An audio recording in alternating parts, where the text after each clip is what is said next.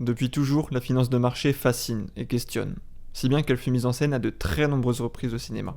Aujourd'hui, je vous présente mes 5 films préférés sur la finance, les 5 films que vous devriez absolument avoir vus au moins une fois dans votre vie.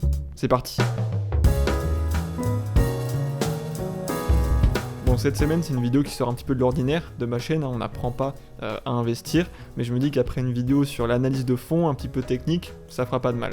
On commence à la 5ème position avec non pas un film, mais un téléfilm sorti en 2017 aux États-Unis, j'ai nommé The Wizard of Lies. Ce film est un biopic retraçant l'histoire de Bernard Madoff, l'inventeur de la pyramide de Ponzi, sans doute le plus grand escroc contemporain que le monde ait connu. Il a détourné environ 65 milliards de dollars, pas millions, 65 milliards de dollars, et a été condamné à 150 ans de prison en 2009. Ce biopic est notamment sublimé par la magnifique performance de Robert De Niro dans le rôle principal de Bernard Madoff.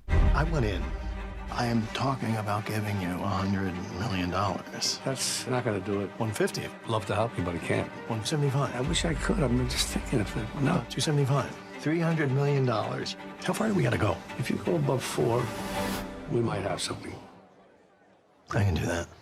De Niro est vraiment un des points très forts de ce film. Si vous aimez pas cet acteur, je vous conseille de vous pencher sur Madoff, l'arnaque du siècle, qui est une mini-série sur le même thème, sur l'affaire Madoff, avec notamment un Richard Dreyfus étincelant. Bref, à voir absolument, surtout si vous connaissez mal cette affaire. Au pied du podium, je place L'Outsider, seul film français de ce classement qui retrace l'épopée du trader Jérôme Kerviel à la Société Générale, de son arrivée à l'événement qu'on connaît tous lorsqu'en 2008 il fait perdre entre gros guillemets 4,9 milliards d'euros à la 3e plus grosse banque de France. On y voit notamment les rouages et les travers d'une salle de marché, en tout cas du début du 21e siècle, parce que ça s'est largement robotisé et surtout réglementé depuis. Entrer à la Société Générale, c'est rejoindre les meilleurs parmi les meilleurs. Avec une dernière recommandation, sortez des sentiers battus.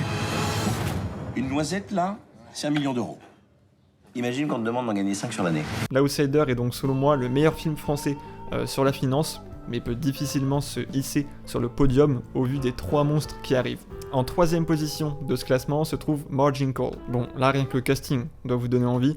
On a Demi Moore, on a Kevin Spacey, magnifique dans le film, on a aussi Simon Baker ou encore Jeremy Irons, et je vous rassure, le film est tout autant réussi que le casting. Ce film raconte avec brio une situation de crise.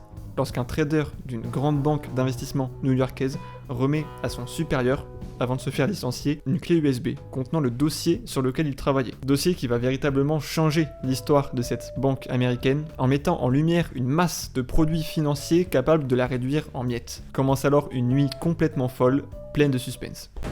I was working on something, but they wouldn't let me finish it. Take a look at it. Be careful. There are $8 trillion of paper around the world relying on that equation. The formula's worthless. How long would it take your people to clear that from our books? What?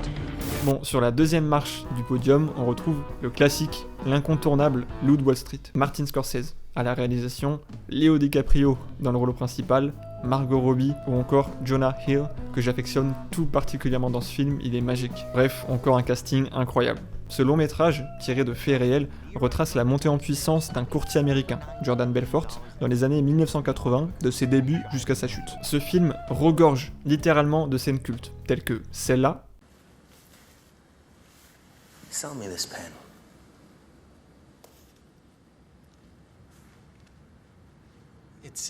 It's a amazing pen. For professionals. Ou encore celle-ci.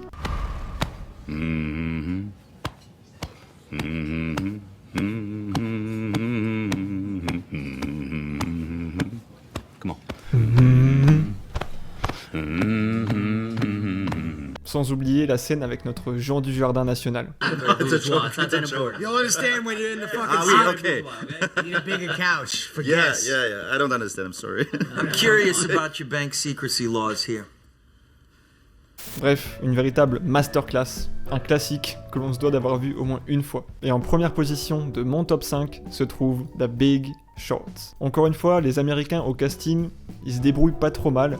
Accrochez-vous bien, cette fois on a Christian Bale, Steve Carell, l'acteur génial de la série The Office, Ryan Gosling, que tout le monde connaît, et Brad Pitt. Ce film décrit l'histoire vraie de Michael Burry, le premier investisseur à avoir compris et prédit la crise des subprimes de 2007, 2008, 2009 et à avoir parié contre cette dernière, faisant ainsi face à toutes les plus grandes banques des États-Unis et récupérant aussi au passage, lorsque la crise explose, plusieurs centaines de millions de dollars grâce à ses positions à contre-courant.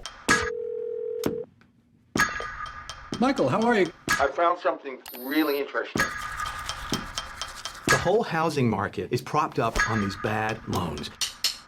They will fail. The housing market is rock solid. It's a time bomb. Michael Burry est encore, à ce jour, selon moi, un des investisseurs qui s'est montré le plus talentueux de la planète. Le fonds d'investissement qu'il a dirigé entre 2000 et 2008 a connu une performance nette de frais de 472%.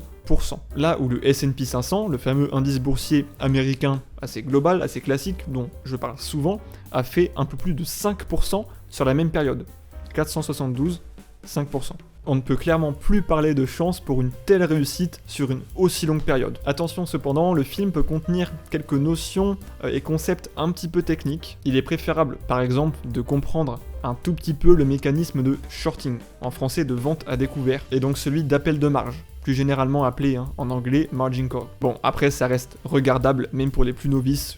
Je vous assure que vous allez passer un bon moment. Voilà, j'en ai terminé avec mon top 5 de mes films préférés en finance. N'hésite pas à me partager en commentaire ton top 5 personnel, ça m'intéresse beaucoup. Si tu as apprécié la vidéo, n'hésite pas à mettre un like en cliquant sur le petit pouce en l'air juste en dessous de la vidéo et à t'abonner. Ça me soutient énormément, c'est gratuit et en plus tu louperas pas du coup mes prochaines vidéos. Et quant à moi, il me reste plus qu'à te souhaiter une bonne journée ou une bonne soirée, peut-être avec un des 5 films que je t'ai présenté. À samedi prochain.